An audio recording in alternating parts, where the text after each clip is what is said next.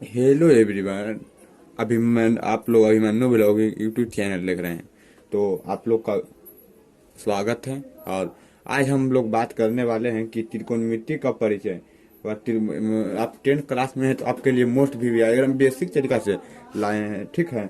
अगर आप नहीं पढ़े होंगे इससे पहले तो हम आज पर पूरा डाउट कंप्लीट कर देंगे। बस आप मेरा वीडियो को पूरा अंत तक बने रहें। पहले हम बात करने वाले त्रिकोणमिति का अर्थ क्या होता है, ठीक है। तो त्रिकोणमिति का अर्थ क्या होता है तो हम पहले लिख लेंगे। त्रिकोणमिति का अर्थ होता है ना, त्रिकोणमिति का अर्थ मतलब तीनों तीन तीन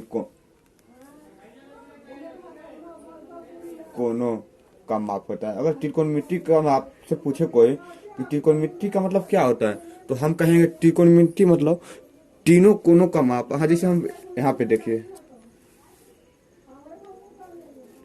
ये देखिए, आइए इतना जान लीजिएगा कि ए बी सी, यहाँ पे तो जान में करते हैं 90 डिग्री होता है।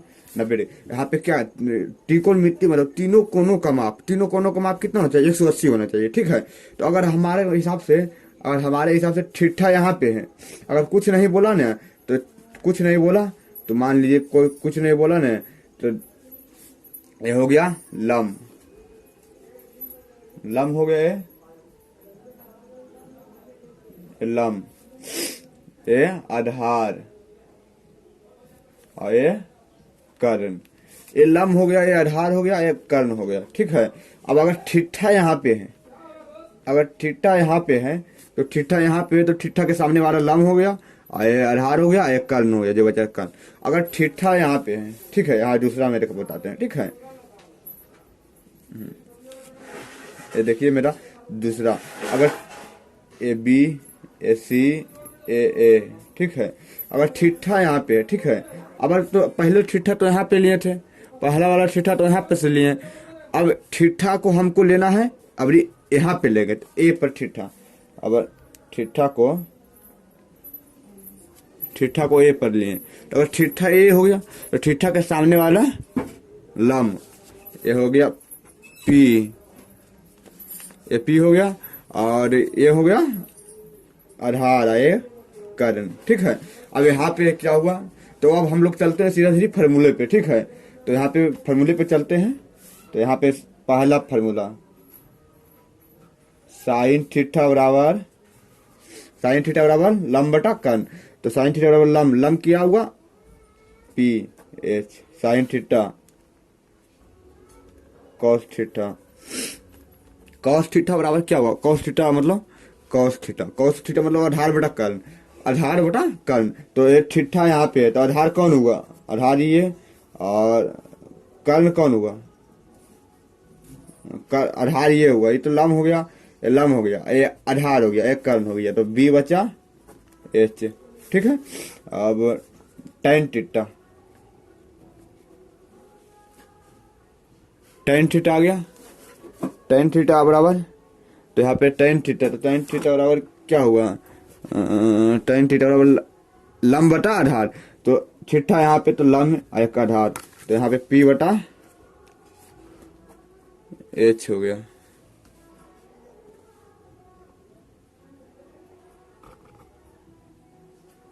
पी बटा एच हो गया, ठीक है।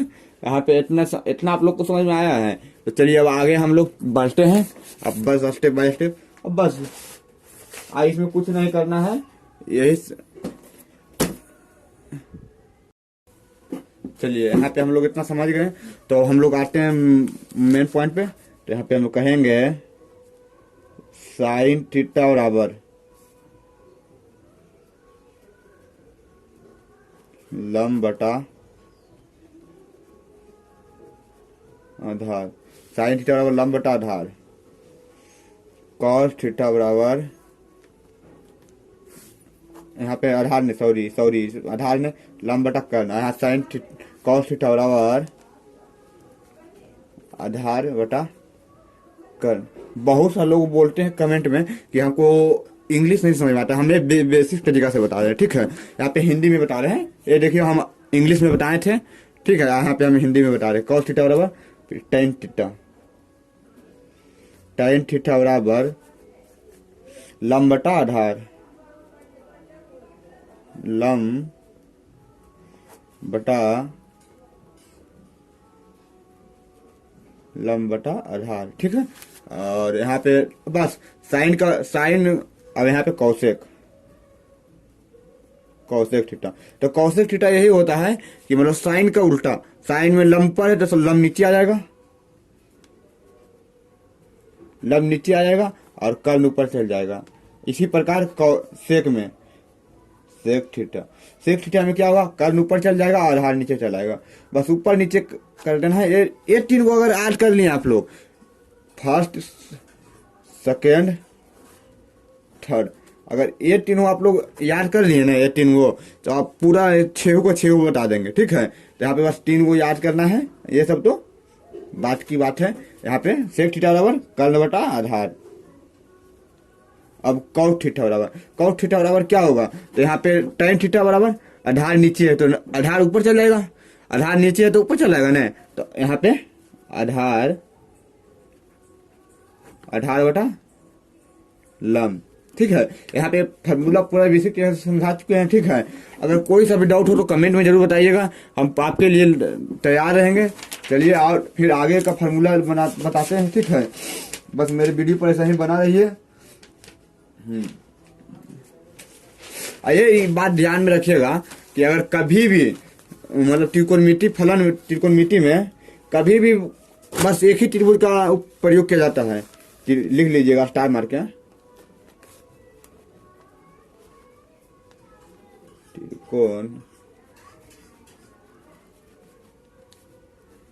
त्रिकोणमिति में, त्रिकोणमिति में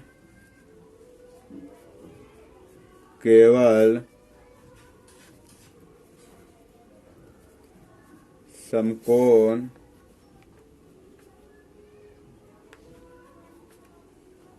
त्रिभुज का प्रयोग किया जाता है। इतना जान लीजिएगा। कभी भी मतलब त्रिकोणमिति में है ना, देखिए हम यहाँ पे दो त्रिभुज पालते हैं, ठीक है। देखिए ये भी त्रिभुज है,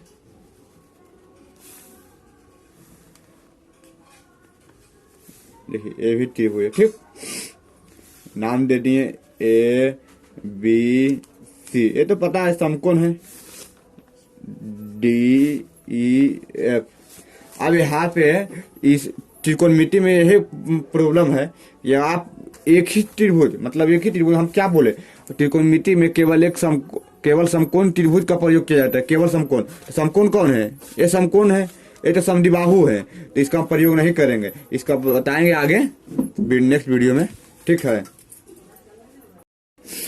चलिए आप अब हम लोग आगे की बात करते हैं, ठीक है। अब यहाँ तक तो सभी को समझ में आ गया होगा कि त्रिकोणमिति में केवल समकोण त्रिभुज का प्रयोग किया जाता है, और समद्विबाहु ये मतलब कोई सा भी त्रिभुज का नहीं, समकोण रहेगा तभी इस पे त्रिकोणमिति का होगा, नहीं तो नहीं होगा, ठीक है। तो यहाँ पे इतना तो कंप्लीट हो गया। अब हम लोग आते हैं त्रिकोणमिति अनुपात कितने प्रकार के होते हैं, त्रिकोणमिति अनुपात कितने प्रकार के होते हैं।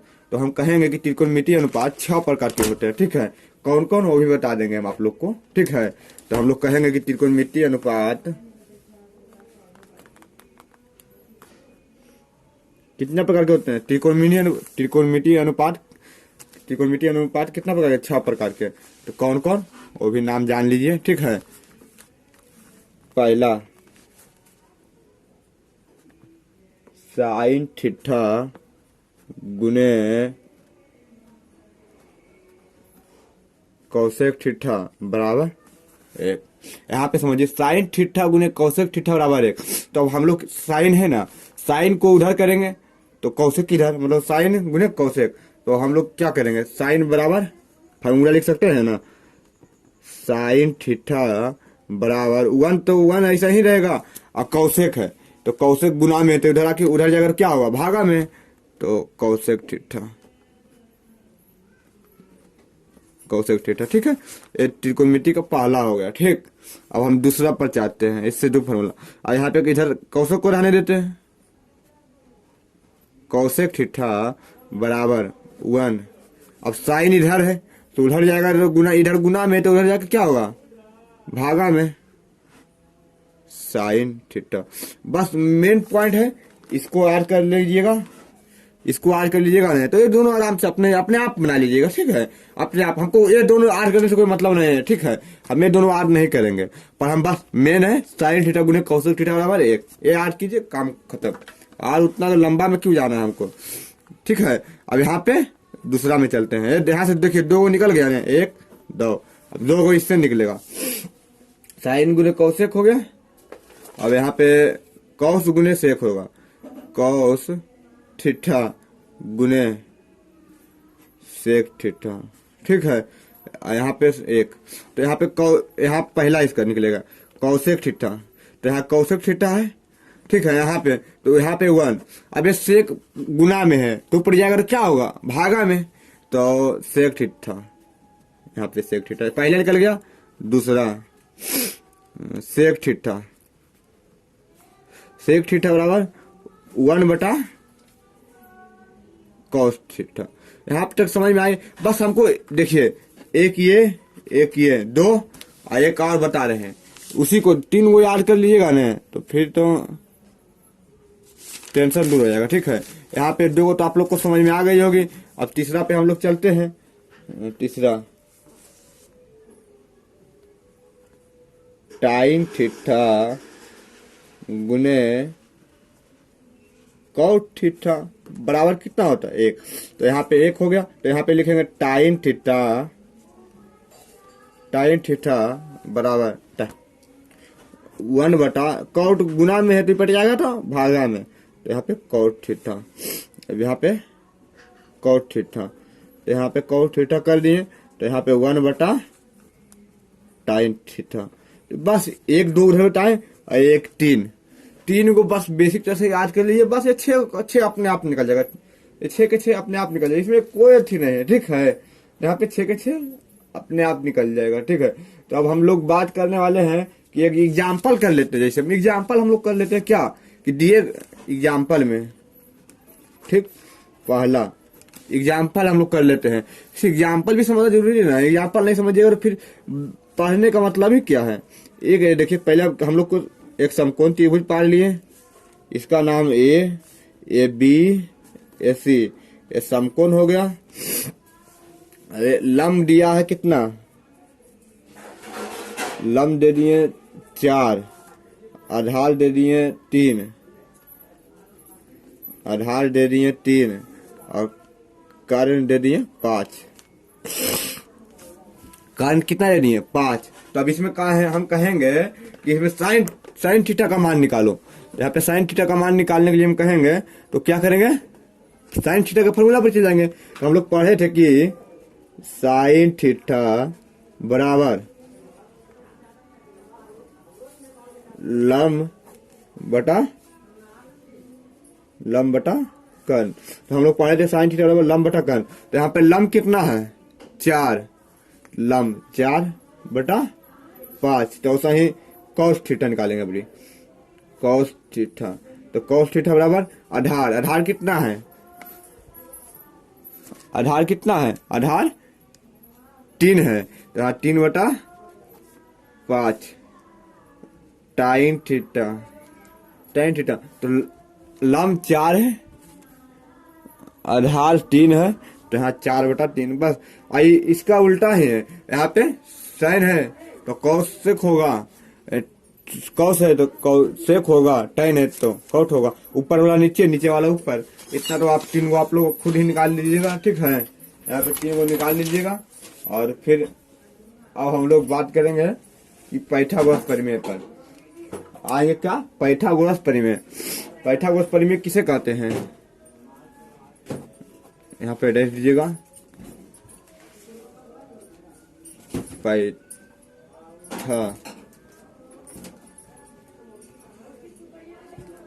पाइथागोरस प्रमेय। यहाँ पे हम लोग क्या बात करने वाले हैं, पाइथागोरस प्रमेय।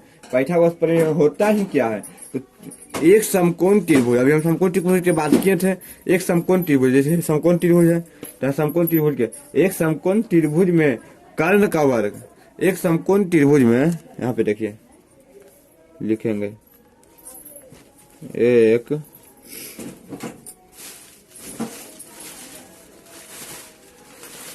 समकोण त्रिभुज में कर्ण का वर्ग अन्य दो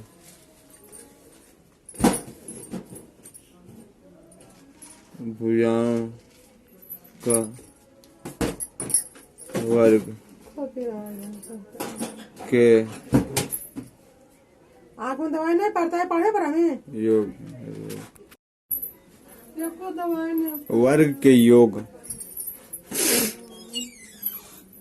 के बराबर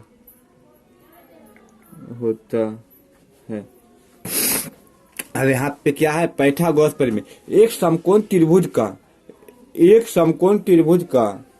कर्ण त्रिभुज में कर्ण का वर्ग अन्य दो भुजाओं के वर्गों के योग के बराबर। जैसे मतलब त्रिभुज के तीन कोण, अब यहाँ पे हम त्रिभुज पे समकोण त्रिभुज पर चलते हैं, ठीक है। देखिए यहाँ पे एक समकोण त्रिभुज पाते हैं,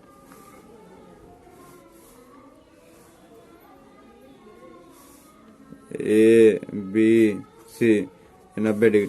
यहाँ पे पाइथागोरस प्रमेय में क्या कह रहा है, एक कर्ण का वर्ग, कर्ण कौन हुआ ये, कर्ण का वर्ग AC स्क्वायर बराबर कर्ण का वर्ग अन्य दो AB प्लस BC।